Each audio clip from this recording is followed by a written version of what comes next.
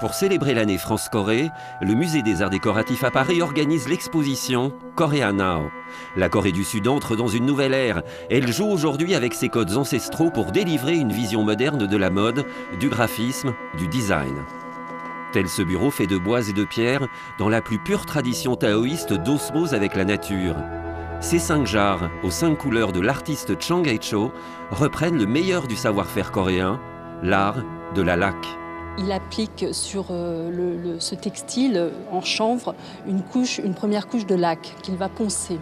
Il va répéter cette opération une trentaine de fois et donc ça donne ces coupes aux formes très mouvementées. Donc on a vraiment un artiste en fait qui se réapproprie comme ça une technique ancestrale qui est celle de la laque, mais qui la revisite vraiment avec des formes tout à fait contemporaines et nouvelles. Dans la même lignée, le designer Lee Kwang-ho propose dans sa série Obsession une réinterprétation du tissage, mais à partir de matériaux de récupération, tuyaux d'arrosage ou câbles électriques. Je l'avais rencontré à Séoul dans son atelier, il me disait que sa mère, il voyait toujours sa mère broder en fait, et comme ça, c'était quelque chose aussi d'inconscient qui était ressorti, et il y avait cette série Obsession. Et les fils électriques, un peu comme ceux que l'on rencontre dans toutes les rues de Séoul, puisque c'est un imbroglio de fils dans toute la ville. Comme au Japon, voilà, où les fils sont apparents, hein, mais ça c'est dû au tremblement de terre, c'est vrai que ça m'a fait également penser à ça, effectivement. Installée à Paris depuis 23 ans, l'artiste plasticienne Lee Seul-gi reprend avec un artisan coréen la technique traditionnelle de la courte pointe matelassée.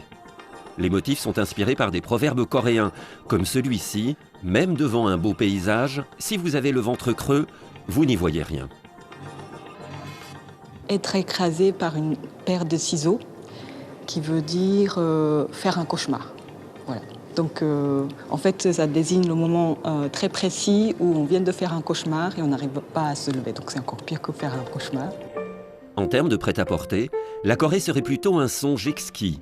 Les ventes de produits de luxe y ont atteint plus de 6 milliards d'euros en 2013.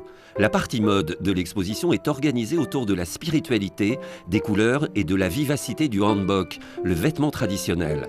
Madame Park, première femme présidente de la Corée du Sud, le porte toujours lors des cérémonies officielles.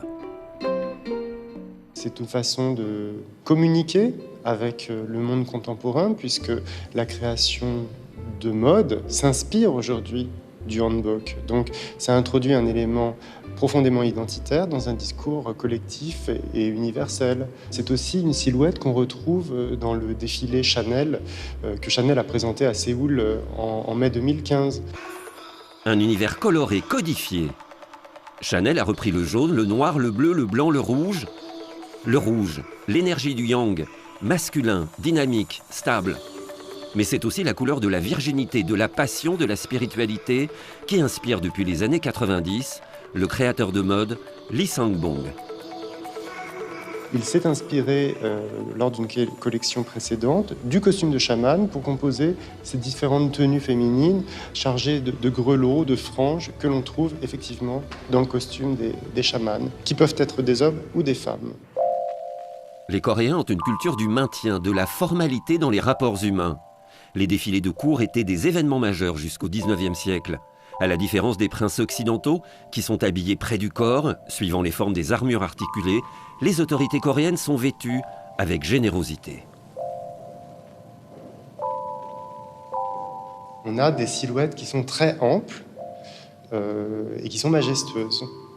Et ça se retrouve dans la création contemporaine, cette utilisation de l'étoffe avec beaucoup de liberté, en grande largeur, vraiment jusqu'aux lisières, avec des découpes qui sont très amples, avec des dépassements, vraiment une forme un peu XXXL qui définit une forme d'élégance. Les designers n'hésitent pas à suivre des formations académiques à Londres, Milan ou Paris avant de revenir s'installer à Séoul. Junji a lancé ses collections de mode masculine en 2007. Il reprend les codes traditionnels occidentaux, mais il en amplifie les formes. Et toujours dans le respect des codes couleurs, le blanc, symbole de la sainteté, est travaillé par tous les créateurs coréens.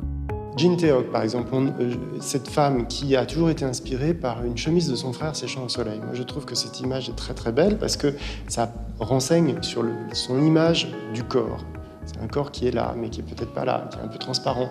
Et c'est très délicat Et donc, l'un des ressorts de la création de mode, c'est le renouvellement de l'image que nous avons du corps et de la séduction.